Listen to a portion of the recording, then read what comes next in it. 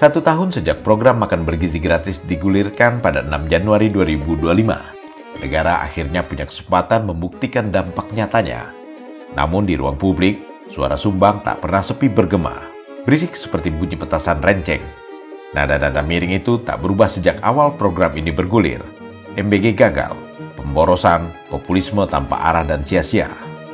Mereka yang sinis itu tidak melihat realita di lapangan untuk tidak mengatakan buta. Mereka sibuk membesarkan masalah, sehingga program berhasil pun terlihat seperti gagal. MBG lahir dari kenyataan bahwa stunting dan gizi buruk bukanlah yang bisa dianggap sepele. Itulah sebabnya negara turun langsung ke dapur rakyat, memastikan anak-anak tidak lapar di sekolah, ibu hamil dan menyusui, serta lansia dapat asupan gizi yang memadai. Dalam setahun, jutaan porsi makanan bergizi telah sampai ke sekolah. Anak-anak hadir lebih rutin, konsentrasi belajar meningkat, dan ini yang penting, beban ekonomi keluarga berkurang. Jika ini disebut kegagalan, bisa dipastikan itu bukanlah kritik, tapi sinisme yang dipicu dari kebodohan dalam melihat fakta. Pertama, akses gizi tak lagi bergantung pada dompet orang tua. Kedua, MBG mengurangi beban ekonomi keluarga miskin. Ketiga, negara menunjukkan kehadiran konkret bukan sekedar simbolik. Dan mereka yang sinis, mereka lebih sibuk mencari kesalahan kecil, menciptakan argumen tidak logis daripada mengakui dampak nyata. Mereka yang pesimistis bilang bahwa MBG anggarannya besar dan pasti boros. Ini logika dangkal. Jutaan penerima pasti butuh anggaran besar, tapi mereka yang sinis memang tidak melihat bahwa nilai setiap rupiah untuk protein anak sekolah adalah investasi manusia. Adanya sejumlah kasus keracunan pun tak luput dari sorotan sumbang. Pemerintah pun mengakui masih ada kekurangan dan selalu berkomitmen membenahi. Dalam program sebesar ini, masalah di fase awal adalah sebuah keniscayaan, sehingga tak bisa terburu-buru dianggap gagal. Mereka yang sinis menyebutnya gagal karena tidak mau melihat perbaikan yang terus berjalan. Soal populisme juga jadi bahan serangan. Padahal bagi Prabowo, kalau memberi makan anak miskin disebut populisme, maka biarlah negara populis setiap hari. Lebih baik populis yang memenuhi perut rakyat daripada elitis yang hanya bicara besar tapi tidak menyentuh nyata. Saya canangkan makan bergizi gratis. Kenapa? Waktu saya kampanye sekian kali, saya ikut pilpres berapa kali ya? 4 kali. 4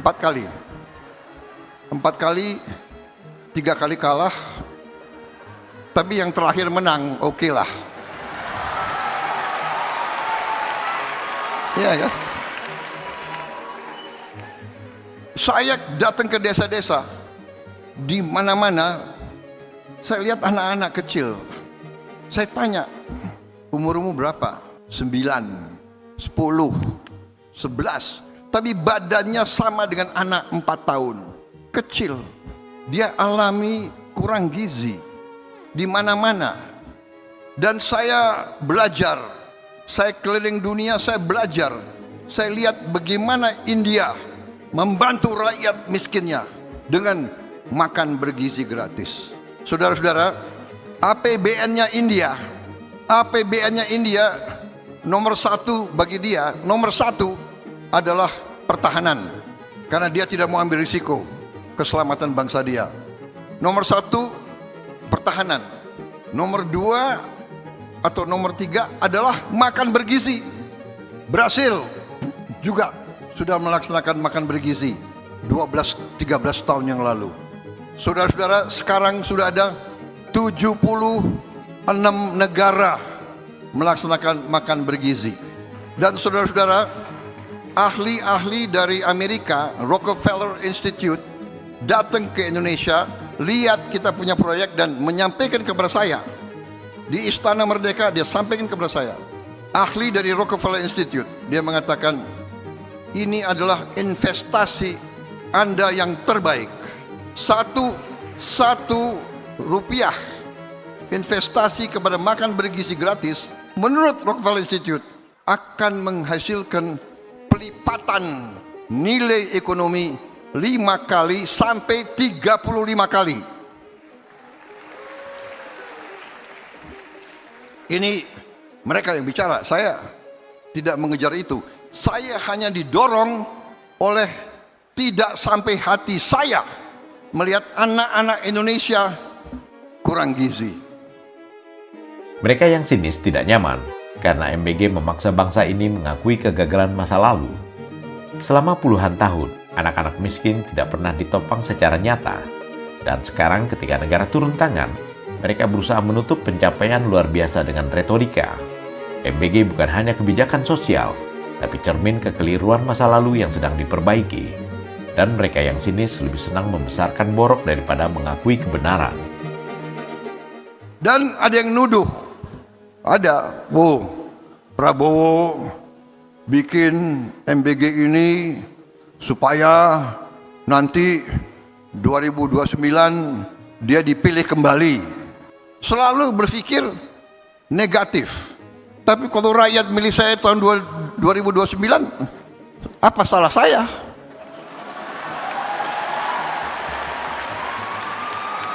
Iya kan? Kalau Tuhan mengizinkan, kalau Tuhan tidak mengizinkan, saya buat apa saja tidak akan terjadi. Benar nggak? MBG memang belum sempurna, tapi dampaknya nyata. Program ini layak diperketat, bukan dibunuh oleh sinisme.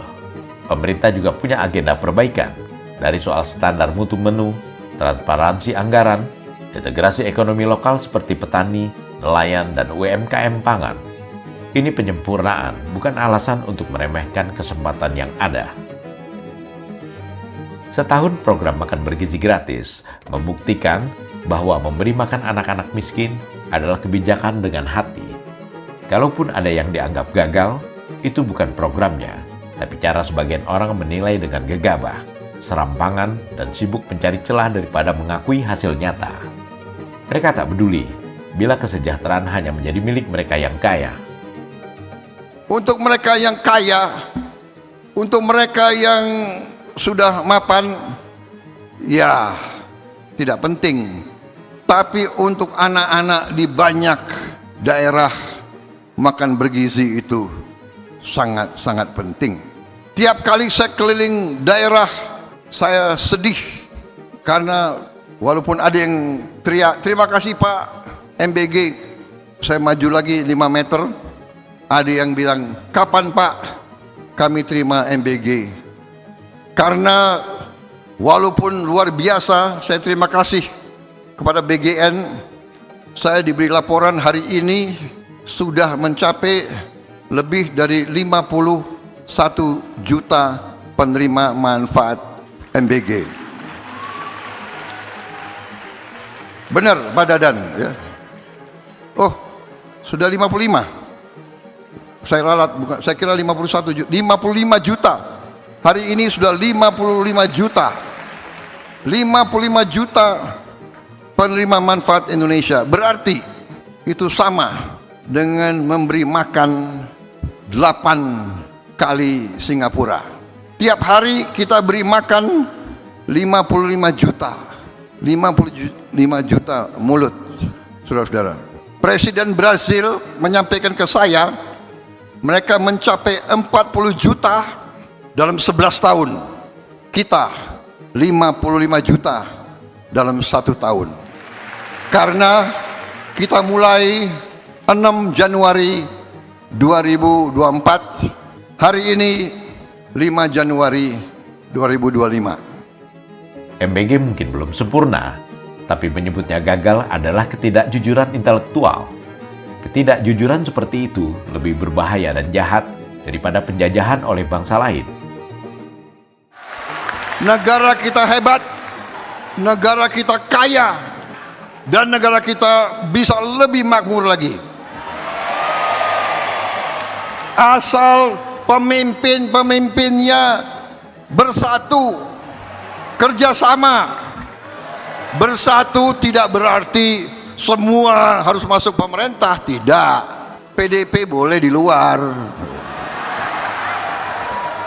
boleh, tapi kerjasama. Saya dukung Pramono jadi gubernur DKI. Betul.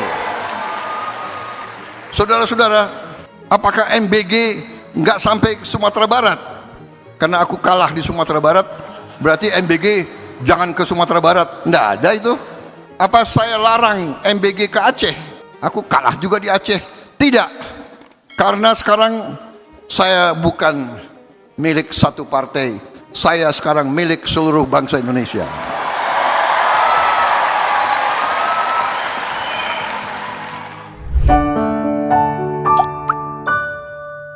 Men of our time.